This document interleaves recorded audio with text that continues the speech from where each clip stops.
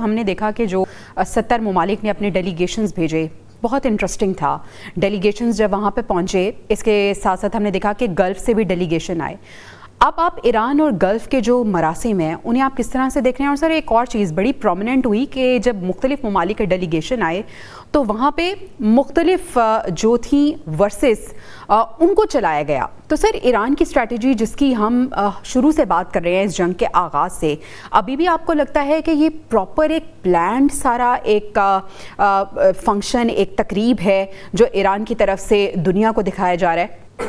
جویریہ، آپ کو، بریگیڈیئر صاحب کو اور ایمبیسڈر صاحب کو، آپ کی ٹیم کو، دیکھنے والوں کو بہت بہت سلام. دیکھیے، ایران ایک اولڈ سویلائزیشن ہے اور سویلائزیشن ہمیشہ in a very well organized manner behave کرتی ہے.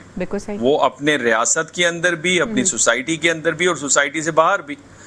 اور اس دفعہ جو انہوں نے یہ ایک قرآنک سفارتکاری کا آغاز کیا ہے، یہ بھی ایک نمایاں فیچر ہے. اس سے پہلے یہ فیچر نظر نہیں آتا تھا. اور انفیکٹ ایران کی جو خارجہ پالیسی ہے، جہاں پہ آپ کو پریگمیٹزم نظر آتی ہے، وہاں پہ نظریے کا تڑکا بھی آپ کو نظر آتا ہے. تو وہ جو اسلامک نظریہ ہے، وہ اس کی عکاسی آپ کو ملتی ہے اس سارے بیہیویئر کے اندر. اور انہوں نے ایک خاص قسم کے میسیجز پاس آن کیے ہیں.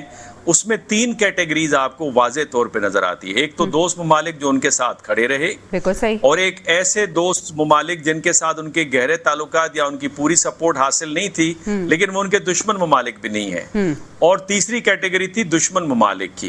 مثال کے طور پہ جو انڈیا کے حوالے سے انہوں نے پڑھی آیت، وہ انتہائی آیت بڑی اہم تھی. بلکہ میں آپ کو ایک حیرت انگیز بات بتاؤں، یہ ابھی میرے تھوڑی دیر پہلے نالج میں آئی ہے کہ خود آیت اللہ خمینی کی جو فیملی سے لوگوں نے شرکت کی، ان کے لیے بھی انہوں نے ایک ایسی آیت کی تلاوت کی جس میں یہ تھا کہ جو لوگ جہاد سے منہ موڑتے ہیں اور گھر میں بیٹھ جاتے ہیں، تو اس حوالے سے جو آیت تھی، اور آپ نے وہ نوٹ کیا ہوگا کہ وہ آیت مکمل نہیں ہوئی تھی، تو آیت اللہ خمینی کی فیملی کے جو ممبر شریک ہوئے تھے وہ وہاں سے چل پڑے تھے. تو انہوں نے میسیجز کو پاس آن کیا. البتہ ایک چیز ضرور ہے کہ جو آیات کی انہوں نے تلاوت کی، اس پہ سوشل میڈیا پہ ایک ہائپ کریٹ کی گئی اور اس کی ایک نئی انٹرپریٹیشن دی گئی، جو کہ میں سمجھتا ہوں وہ غلط ہے. اور جس طرح بریگیڈیئر صاحب فرما رہے ہیں کہ ایک نیا چیپٹر نظر آ رہا ہے جی سی سی ممالک اور ایران کے درمیان. اس وار نے 3 بنیادی تبدیلیاں رونما کی ہیں ایران کے اندر. ایک تو فارن پالیسی کی ڈائریکشن چینج کی ہے کہ وہ ریوزٹ کر رہے ہیں اپنی فارن پالیسی کو ویزا وی ریجنل کنٹریز اور مسلم دنیا کے ساتھ اور اس سے باہر. دوسرا یہ کہ سوشل کانٹریکٹ میں آپ کو تبدیلی رونما ہو رہی ہے. وہ لبرل طبقہ، وہ نوجوان طبقہ، وہ بزرگ جو کہ کرٹیکل تھے ایرانی حکومت کے، ان کو بھی اب لوائلسٹ کے طور پہ لیا جا رہا ہے، ان کو ساتھ چلانے کی بات ہو رہی ہے.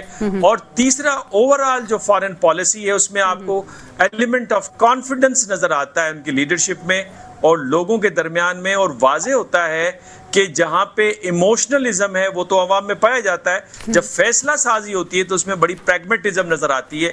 یہی وجہ ہے کہ اسلام آباد ٹاکس ہوں، سوئٹزرلینڈ کے اندر ٹاکس ہوں یا دوحہ کے اندر ہوں، انہوں نے شرکت بھی کی.